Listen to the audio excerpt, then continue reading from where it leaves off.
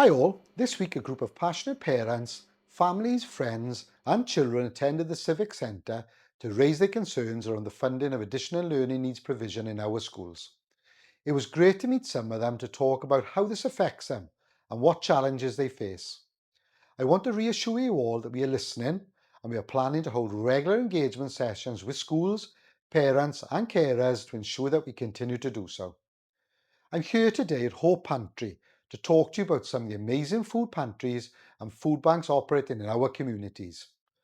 Across the county borough, we have 9 food pantries and 2 food banks, which are designed to help tight household budgets stretch further, while still giving members access to good quality food. A food pantry works a little differently from a food bank. Pantries operate on a membership basis. From a small weekly cost, usually between £3 and £5 per household, members can choose from a range of food items. That money goes directly back into purchasing the food that members select. It's about dignity, choice and sustainability. Many of our pantries are more than just a place to pick up food.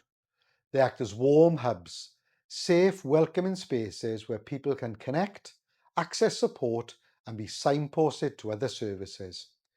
They are run for and with our community, working closely with local businesses and services to support people living here in Merthyr Tudful. Thank you to all the volunteers, community groups, businesses and residents who make this possible. I'd also like to recognise the ongoing support of Voluntary Action Merthyr Tudful, who facilitate the Food Prosperity Forum, allowing for vital networking and sharing of good practice. Please visit our website for the most up-to-date information. Speaking of support for our communities, you may have seen last week that Cabinet members agreed for the annual maintenance cost of pitch fees to be met from the Council's ground maintenance budget. This means that no pitch fees will be charged within Merthyr Tudful for the coming 2 years. So we hope this is a great support to many of our local clubs.